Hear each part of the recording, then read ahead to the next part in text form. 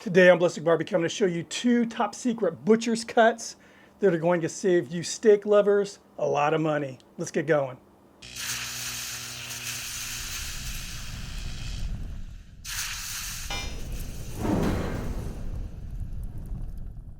And here is what I'm talking about. I have here the Chuckeye steak and the Denver steak.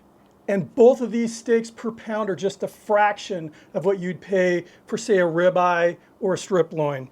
Now, both of these steaks are about 12.5 ounces. This is the Chuckeye right here, and does this look a little bit familiar to you? So you notice right here you'll have what resembles a rib cap or the spinalis. This is actually part of the ribeye. So both of these steaks actually come from the subprimal cut known as the chuck roll. And if you could imagine the ribeye starting and continuing on, it ends here. This is where they stop cutting ribeye steaks. So this is actually part of the ribeye. And from that chuck roll, you can harvest like 2 of these, and surprisingly tender and very delicious. Way better than another inexpensive steak, say the sirloin. Now here's that Denver steak. You can see it's nice and thick. And the Denver steak is, again, part of that chuck roll, but it comes from what they call the blade part of that chuck roll. And this piece of meat is actually tucked underneath the shoulder blade of the animal, of the steer, so it doesn't get a lot of exercise. Now, the loin starts out at the tail end of the steer, basically, and just continues moving up on until it turns into the tenderloin. Well, this is where the tenderloin ends. So again, it's a pretty darn tender cut, very, very, very flavorful. And both of these cuts are a fraction of what you would pay for, a ribeye or a tenderloin or a strip loin. There's 3 ways you can acquire these cuts. The first, probably the easiest, I guess, would be online. There are several of the online butchers that sell these. Bear in mind, you will be, paying for shipping, and it's usually going to be like overnight shipping, which, is not too cheap. So I don't know really if you're kind of recouping the losses if you just went out and bought a ribeye at your local store. The second way would be if you have a butcher, and I know unfortunately some people don't have a butcher. Ask your butcher if he can harvest out a couple, blade steaks for you, Denver steaks or the Chuckeyes. The third way is to harvest it yourself. And stores like, well, here we have in California, we have Smart and Final. There are stores that sell that chuck roll. And there are some fantastic videos online on YouTube, butchers showing how to harvest all these wonderful cuts. And out of one chuck roll, it's more than just a couple Chuckeyes. I mean, there again, you're getting the Denver steaks as well, but that beautiful chuck roast. There are some great cuts in that subprimal. And if you'd like, I'll do a video on showing a total hack. Butcher me. I am not a butcher harvesting all these cuts from watching all these YouTubes, and I'll give all the YouTubers credit who I learned how to do this from. In any case, let's start cooking. All right, so I'm using my kettle grill today. I have the slow and sear in place, and this is the original, first version of the slow and sear. 25 briquettes that are lit, and prior to pulling the lid off, this pit was running at 250 degrees Fahrenheit, which is where I'm going to keep it. Now these steaks, normally I like to do, a dry brine. I like to salt them the night before and put them in the refrigerator on a rack, uncovered. But I was kind of on the fence on what video I was going to do today. So I ended up doing that early this morning. So they still had a few hours in the fridge, uncovered, they've been salted with kosher salt. But they'll be fine. I mean, I love doing that, that dry brine, but it's not necessary. All right, so I'm just going to add a couple little chunks of hickory to get some smoke generated. And this is a S&S kettle. So now as far as damper control, on this S&S kettle, I have the lower damper completely closed and the smoke hole open. On this lid, I'm just going to crack it open just a little bit. All that smoke's going to be coming up over the meat. So for those of you who may be watching this video as a new or outdoor cook and you're really trying to learn how to cook a steak, this is probably my favorite way of cooking a steak, just simply because it's foolproof. As long as you're following the numbers, you're going to end up with perfectly cooked steak. And it's also the easiest way to teach somebody how to cook a steak. We're doing what's called a reverse sear, and then we're going to finish it up with the sear on it, what we call a cold grate cook. So it's going to be a cold grate. You'll see, I'll explain that while we're doing it. As far as the steps right now, I just put the steaks on. Again, got a little smoke going on. We're cooking at 250 degrees Fahrenheit. And once those steaks hit an internal temperature of 80 degrees Fahrenheit, I'll flip them, and we'll be pulling those steaks at 115 degrees Fahrenheit in preparation for a very, very hot sear on a cold grate. And you'll see that it's an amazing, amazing technique that it's just, again, it's foolproof. So anyway, I'll be seeing you guys at 80 degrees when we flip the steaks. All right, we are about 15 minutes into this cook. We just hit 80 degrees, so I'm just going to give these a flip.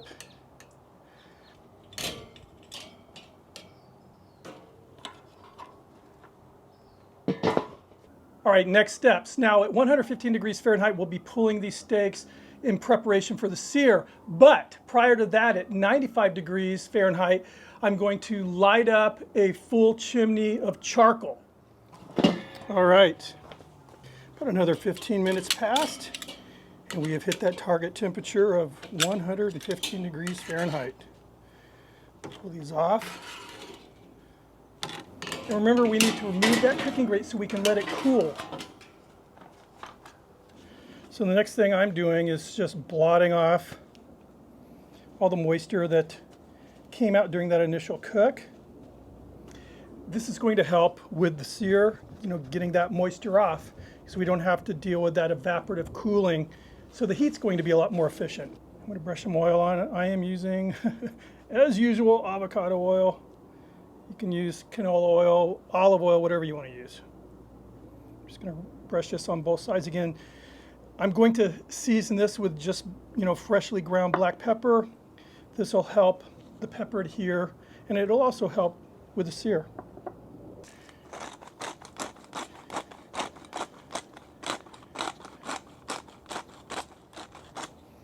All right, so that charcoal I lit up in the charcoal chimney a few degrees ago, it's almost ready to go. So I'll meet you guys at the pit. All right, as you see, big old basket full of hot coals now. Putting that cold grate on, and I put these two steaks right here. We're going to spin them over the coals. That's the nice thing about this grate, it spins. We're going to hold them here for 1 minute.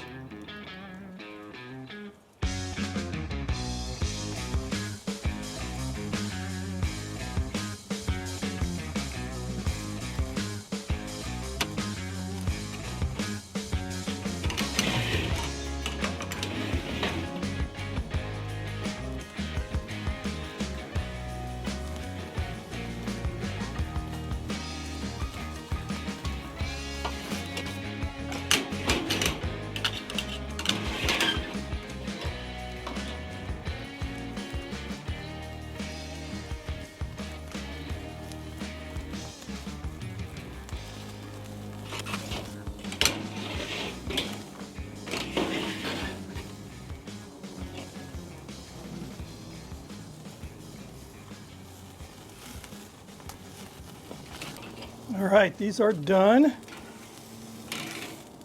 All right, and here we are, all rested up, ready to try out. Slice this Denver steak first. Pretty beautiful. And this Chuckeye.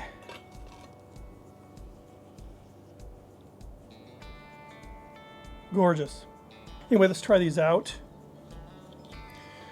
This, it's funny, the Denver steak swelled up like a tri-tip does. Very tender.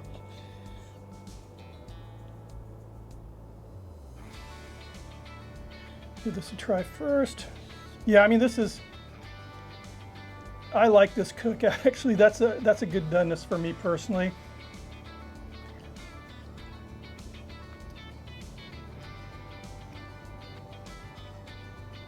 Very tender, extremely juicy. Let's try this Chuckeye.